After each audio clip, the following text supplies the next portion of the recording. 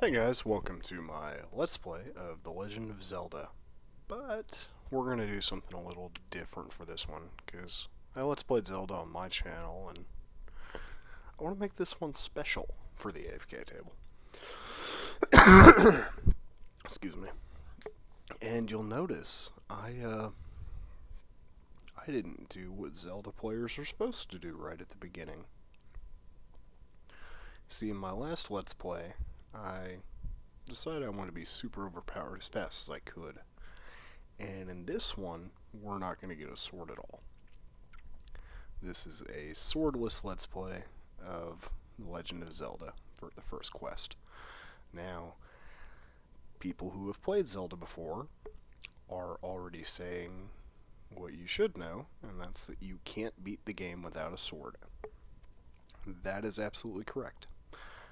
This Let's Play will get to Ganon without a sword, and then I will die in Ganon's room. So, you can get to him, but you can't kill him without a sword. So, it's, there's a speedrun category for it. I'm not that good, as you can tell by me nearly dying just trying to get to the free money at the beginning. But for a swordless run, you want to start out getting your free 100 rupees here. There's a couple other spots you can get free rupees off the bat. That's the most you can get right off the bat. And your first step is to get the rupees and then get the candle. Now, it's a really, really daunting task to beat this game without a sword because, I mean, as you can see, I can't do anything about any of these enemies on the screen yet. So you just have to break it down into steps on what you need to do. And your first step is to get money, obviously. Now you want to take the money and go back and buy a candle. Now, shouldn't have died there. Got a little greedy. Probably should have just saved and quit and gone back to the start. There's free money there. I can't remember if I go back and grab that or not. Because, I mean, this is post-commentary, obviously. If you've watched anything I've done ever, you know it's post-commentary. I don't do the live stuff. I like to just sit back and relax and play some tunes while I play. But there's our first two steps. We got money, we got the candle. Step 3 is bombs. Now, actually, step 3, you can use the candle to get some good stuff. And you can also use the candle to kill yourself.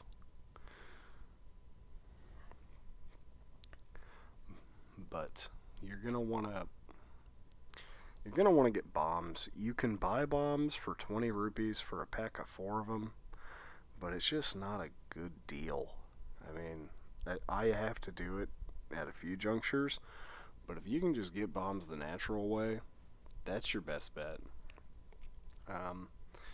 If you want, you can rush straight to level 2, and there's bombs laying on the ground. But you can also use the candle to get more money, which is what I'm going to do. Because I want to get the blue ring as soon as possible. I end this this Let's Play with 4 deaths.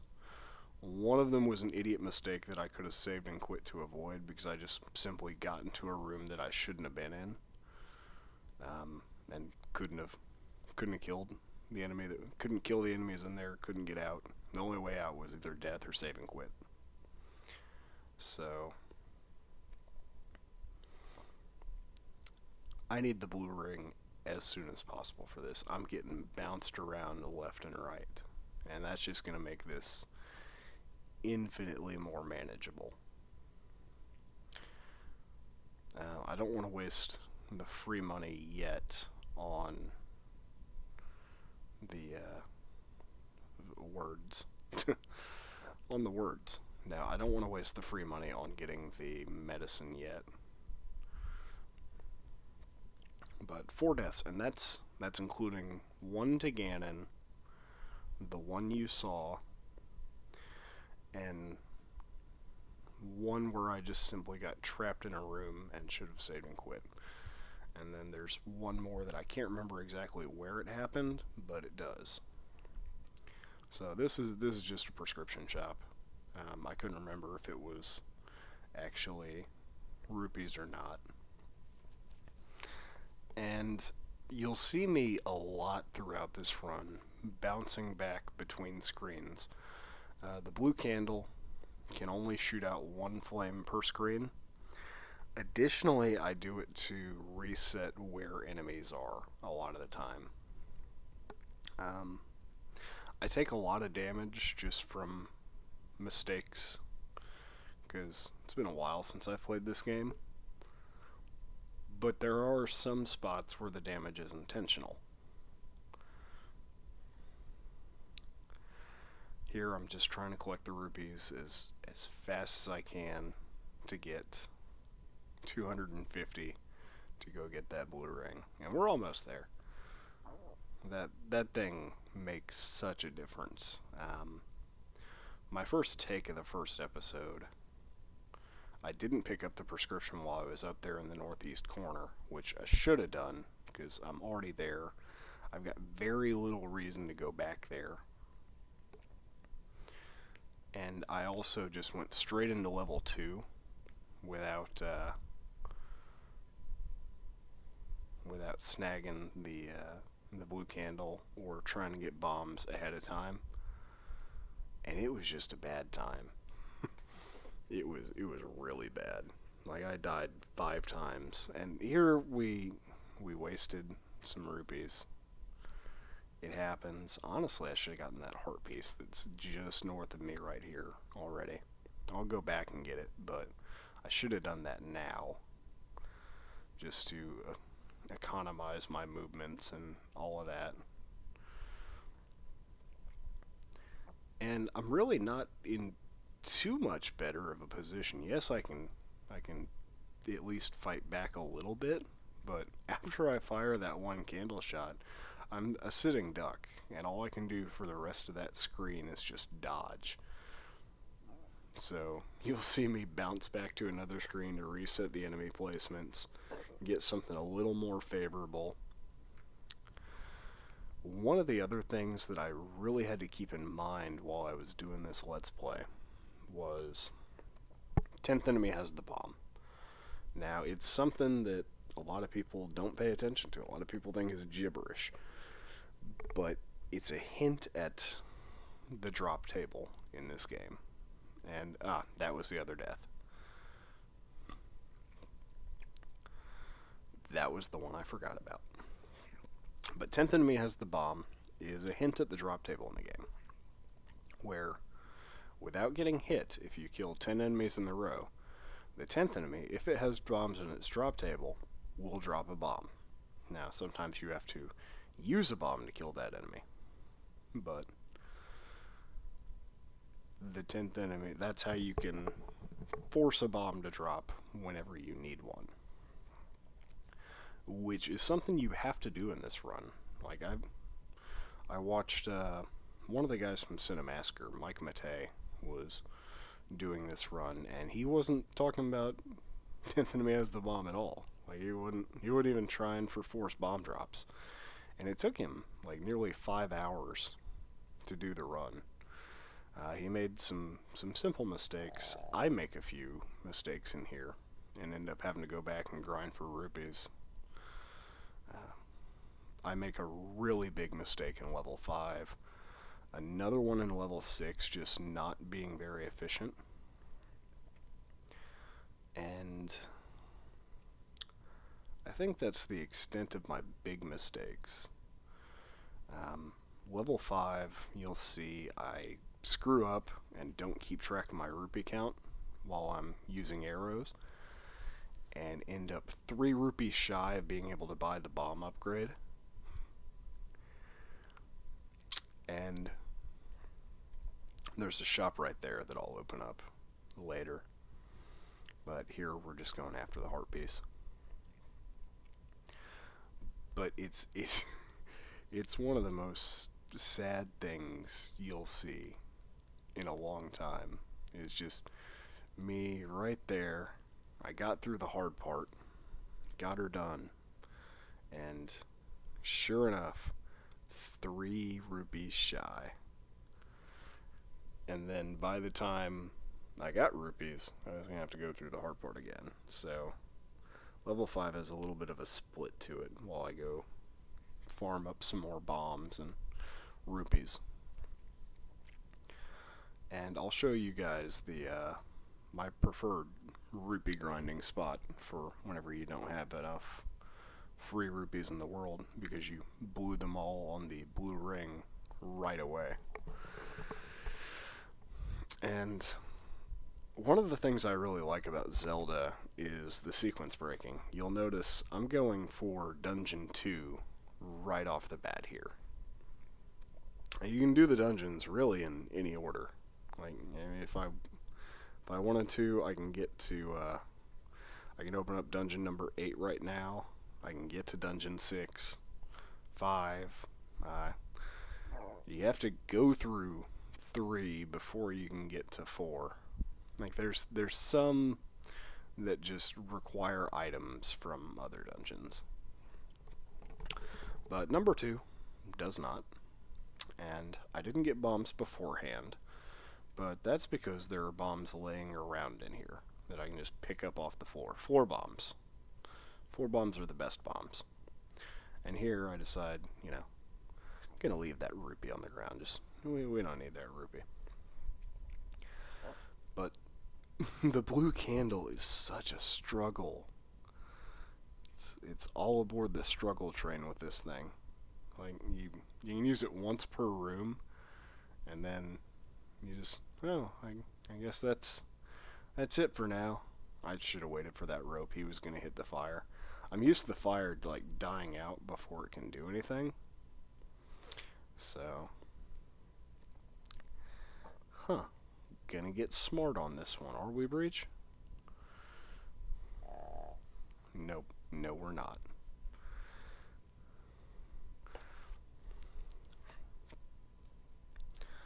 Gonna try and get some bombs before I tackle. You see that right there? I was counting enemies, and I neglected that I had run into fire. So I'm trying to force a bomb drop from that blue Octorok out front. So 1, 2. That's really the stressful thing about this run is you're actively trying to dodge all the time. You see there, I took another hit. So the counter resets. You're actively trying to dodge. You're trying to do what little damage you can as efficiently as possible. And all the while, you're mentally keeping track of how many enemies you've killed. It gets a lot easier in the later dungeons when you have more enemies that can drop bombs, but also you have just random rooms that are filled with bats. And bats are like your saving grace if you want to force a bomb drop. It's really the only way I was able to get through the 9th dungeon. And here, yeah, you're having a bad time, and this is not the room that you thought it was going to be. 1, 2. Yeah, throughout the commentary here, you will hear me vocalizing the counter a little bit. We're at 5, and I'm going to find a way to get hit before I can get to 10. 6, 7,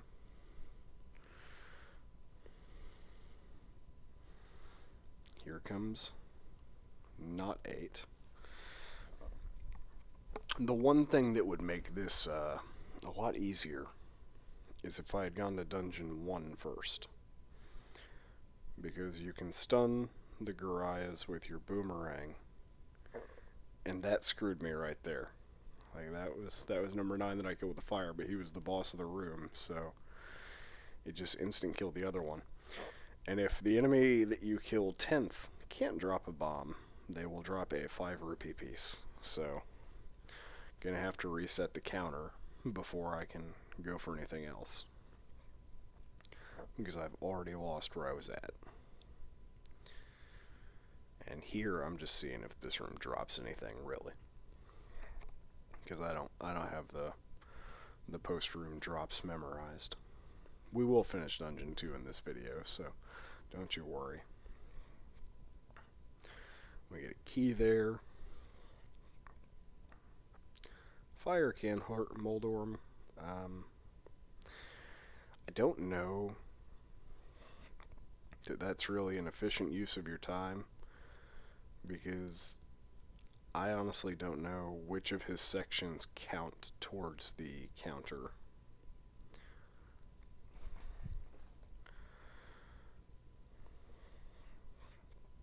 So like there, I took out 4 pieces of him, but I don't know if that counts as 4 kills or no kills. And there are 8 ropes in this room, so I mean, if you want to set it up really well, you kill the ropes in this room without getting hit. You don't touch the friggin' Moldorm there,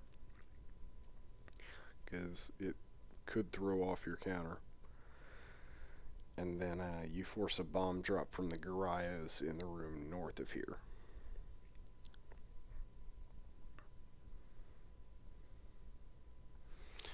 Because Gorias will drop to 1 bomb.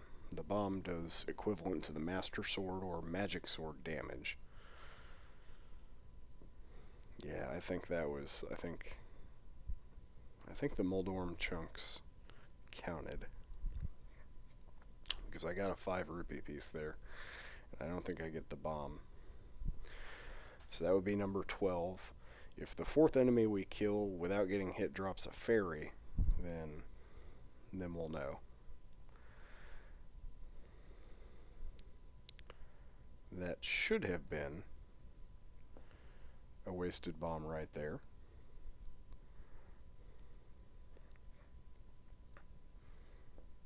And here, I'm just trying to group them up so I can kill as many as possible. Yeah, the Moldorm chunks counted. Like, we got 3 fairies there. And here, I'm thinking, maybe I can do this. Shit. Bounce back and forth here, and Dodongo hits smoke. Ooh, big help there, Mr. Man. But I'm going to get free bombs for killing this last Goria if I can. And I need to pin him up against the wall. There we go. Free bombs. Dodongo is in the next room. And that, ladies and gents, is level 2 without a sword. If I can actually feed these bombs to Dodongo, it'd be really nice if I could pull off the Dodongo dislike smoke trick and just stab him and get free bombs that way. But that does not appear to be in the cards for us. So we're going to grab the Triforce, and it is going to lead us out. Simple as that. Next episode, we're going to take on level 1. We're also going to try and get some bombs. I think I'm going to head in that direction now for the remainder of this video. It's a really challenging run, and I hope you guys try it yourself just to see if you can do it. So yeah, I'll catch you guys later.